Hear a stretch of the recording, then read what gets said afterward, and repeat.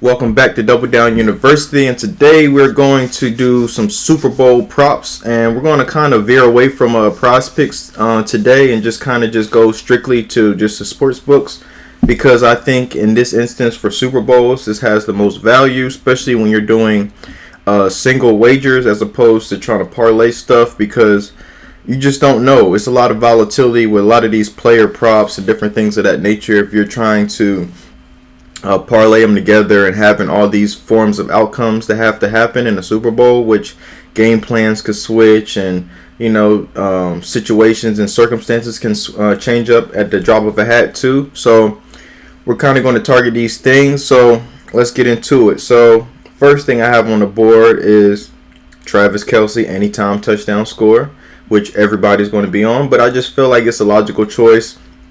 And it's bound to happen if Kansas City is going to do what they do. And based on the fact that McCole Hardman has actually been downgraded to out and put on the injured reserve, I just like it that much more because he is the number uno, basically target for them, or for Patrick Mahomes, as opposed to, because Juju is still banged up a little bit, and as well as what's the other receiver they have? It's another receiver that they have is banged up, but I just think that's his number one target, and he's been unstoppable to this point. Who's to say he can't, do it one more time? So Travis Kelce, anytime touchdown score. I love Jake Elliott at 6.5. I'm actually getting some value.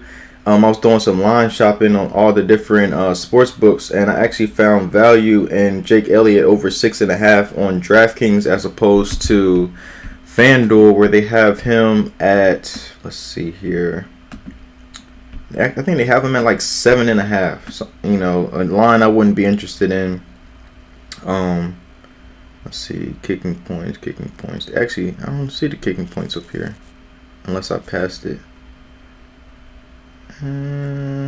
Field goal.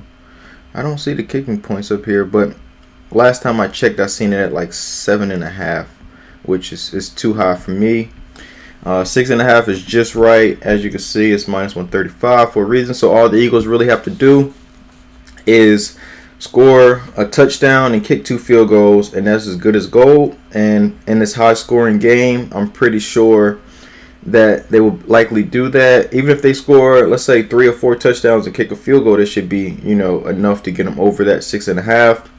It's cash for me. I've done this bet numerous times in the playoffs, especially the last 2 playoff games where they put up 30 plus points, and it's just a moneymaker for me. So I'm just going to stay on the Jake Elliott train and go over 6.5 kicking points for him. Moving on, Kenneth Gainwell. He's had a hell of a playoff series. The last 2 games he had, I know the first game against the Giants, he's had 112 yards, 12 carries, 112 yards, a touchdown. And then against San Fran, 14 carries and 48 yards. So all he needs is 20. If he breaks 2 10-yard runs, he should be able to cover this easily. Moving on, I really like Devontae and AJ to get 5 catches in this matchup, especially if you think that the total, which I believe is going to go over 50.5. So it should be a lot of scoring, a lot of long drives where, they will be able to get their catches. So really, if they get about 3 catches one half and 2 catches another half, they should be able to go over this number. AJ Brown is Jalen Hurts' top target, favorite target, I should say, best friend. So I really love that for him as well. And just Devontae Smith, man, he's a dog. He always shows up in big moments.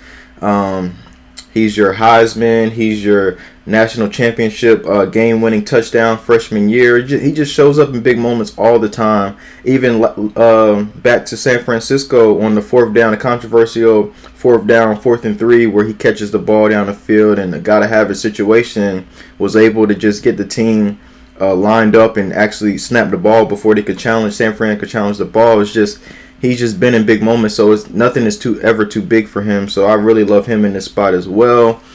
One other thing I was looking at too was the Chiefs, Patrick Mahomes to win MVP of the Super Bowl, because I feel like if the Chiefs are going to win the game, more than likely he's going to be the MVP.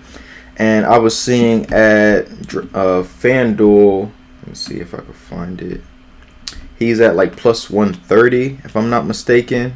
Yeah, I think it was plus 130 for him to win Super Bowl MVP. So you're getting better value than just plus 104, plus 105, or whatever the books is giving you just for them to win straight up. So as you can see right here, MVP award plus 130. So I can't really find that on DraftKings. I don't know which tab I have to go underneath or anything like that for me to find that, but I really love that, as well as Jalen Hurts to win MVP if the Eagles win the Super Bowl, which should be a shoo-in if they win, unless Miles Sanders or Kenneth Gainwell or A.J. Brown or Devontae Smith go off for like 3 touchdowns or something crazy, 150 yards, 3 touchdowns, or if I really love Hassan Reddick too as well in this matchup. I think he can get a sack. On DraftKings, they're offering over 0.25 sack, so it's like a quarter of a sack. So if he gets in, 3 people gets to the quarterback, and they all get a quarter of a sack, or split it up, however they split it up.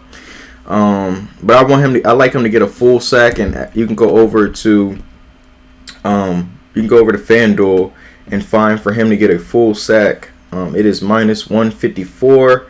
And as well on FanDuel, they also have, I can't find the particular tab, but if you go through all the different tabs, and they have so many just exotic props and things like that for this game, like Gatorade, what colors of Gatorade, things of that nature. So all these, they have so many different tabs and so many different markets that if you could find, I've seen it somewhere up here, but I just can't find it at the moment, but it is Hassan Reddick to get a sack and the Eagles to win the game. So you have Hassan to get a sack, as well as the Eagles to win the game. So you can cash both of those tickets by just, if you get a sack, you can cash the single, and then if the Eagles win the game, you cash both of them on the same ticket. So I really love those as well, and I'm big on correlation, finding things that correlate.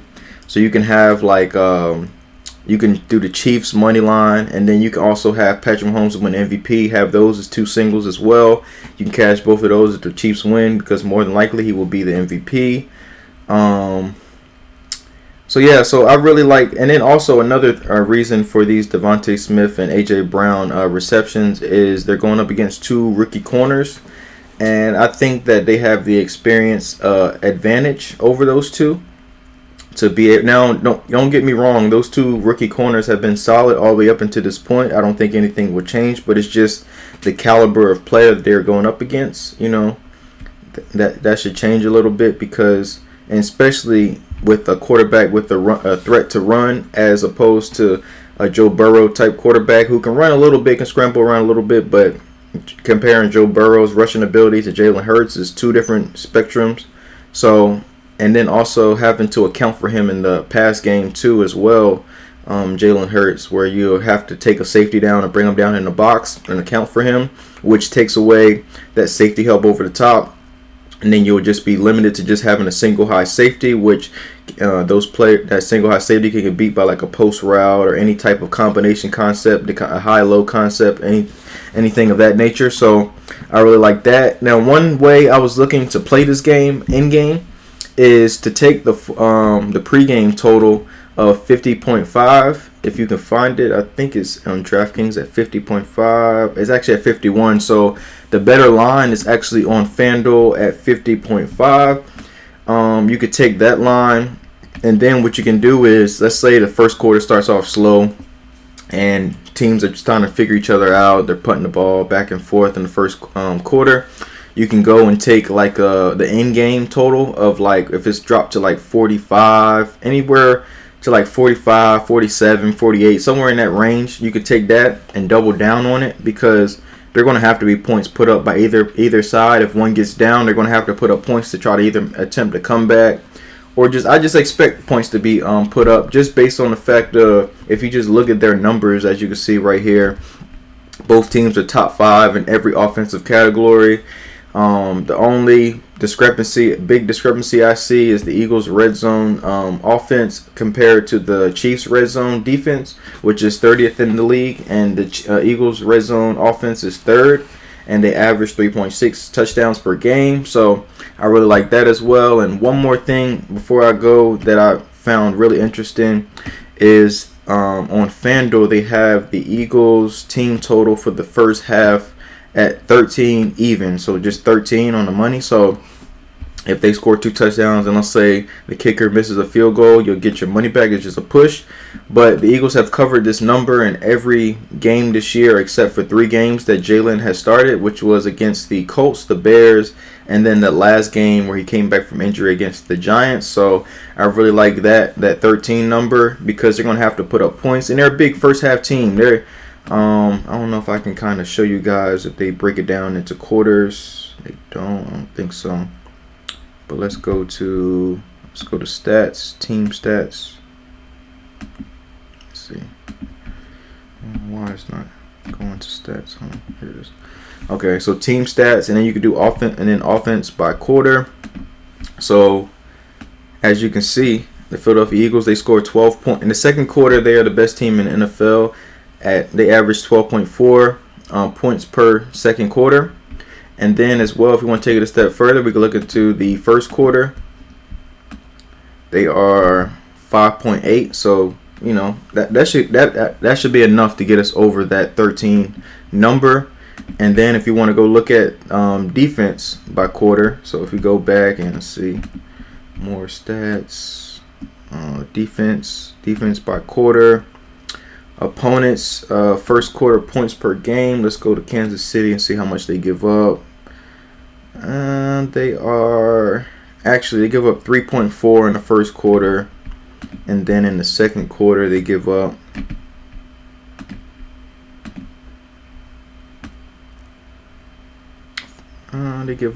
let's see if I can find them. 7.4. So that's about 10. So, you know, they would need 4 more points over their average to get to that. You know, I guess that's why they set it at 13 and that 13 even. But I just could see them scoring, you know, 2 touchdowns in the first half. And BetOnline is more of a sports book for anybody that's in the North Carolina, South Carolina region where they don't have the FanDuels and the DraftKings. They also have Fliff is another sports book that you can do all your in-game and live betting too as well. If you have an account on both of those websites, you should be able to play in-game. But also keep in mind too that with Fliff, it takes I think 2 days to process your withdrawal, so it takes a little longer. BetOnline, if you use like crypto or anything like that, it takes probably a couple hours once you transfer it over through crypto and withdraw with crypto. Now I think it's a $50 minimum like a withdrawal for Bitcoin. So if you have $50 or more, then that's the minimum that you can have to be able to withdraw. So if you have $25, you won $25, you're not going to be able to really cash out with Bitcoin. So just keep that in mind. But the payouts is really, really quick with BetOnline. I love their payout process, especially using Bitcoin and cryptocurrency. So I really love that as well. So yeah, so those are just 2 sites for you guys that are in North Carolina that, you know, that can't use the DraftKings or the FanDuel sites and everything. So I'll just go back over my picks for you guys. So I have Travis Kelce anytime touchdown score, Jake Elliott over 6.5, kicking points, Kenneth Gainwell over 19.5, rushing yards, AJ Brown over 4.5 receiving receptions, and same with Devontae Smith over 4.5 receptions. And then on FanDuel, I really love Hassan Reddick to get a sack, as well as they have Travis Kelce to get a catch on the first drive, which is a little volatile. You could throw $10 or $20, something small on it, nothing too crazy because of the volatility if they have a 3 and out. As well as you getting the same value, actually getting better value for Kenneth Gainwell over 19.5 as you're getting a 20 cents cheaper price at 110 as opposed to 130. And then as well as the 50.5 over on FanDuel compared to the 51 even. So you're getting a better number on FanDuel as opposed to DraftKings. So shopping around is key, especially if you want a better return on your investment. So so those are the ones that I like as well as Patrick Mahomes to win MVP. If you're thinking that the Chiefs are going to win, as well as you can pair that up with just the Chiefs money line and have those two as a single, and both of those should cash if the Chiefs should win. One other thing that I haven't really noted is I really want to go into Miles Sanders props too as well, like rushing wise or just to score a touchdown. I think he scores a touchdown too, him or Jalen Hurts. But I kind of want to see how the Chiefs' game plan is to stop the run, and how many people they employ into stopping the run, how many people they put in a box, if it's a light box or a heavy box, like 5 or 6 people as opposed to 7 people in the box to try to stop the run. So I'm curious to see how that goes, and then I'll kind of in-game bet Miles Sanders rushing yards prop just based on that and how they come out in the first half or second half. And so it's a lot of value going to be in game, because pregame is just an estimate on what the books think or what the public think will happen, and things will flip-flop, and you'll see a lot of these touchdown scores change to like really high plus money in game once the game starts to get rolling.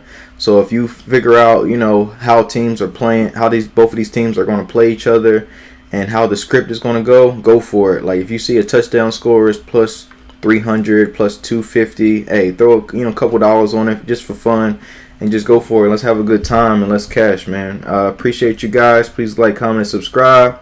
And I see you guys next time, man. And best of luck, man. And everybody stay safe, and just have a good time with your friends and your family, man, for this last game of the football season. And I'll see you guys next time.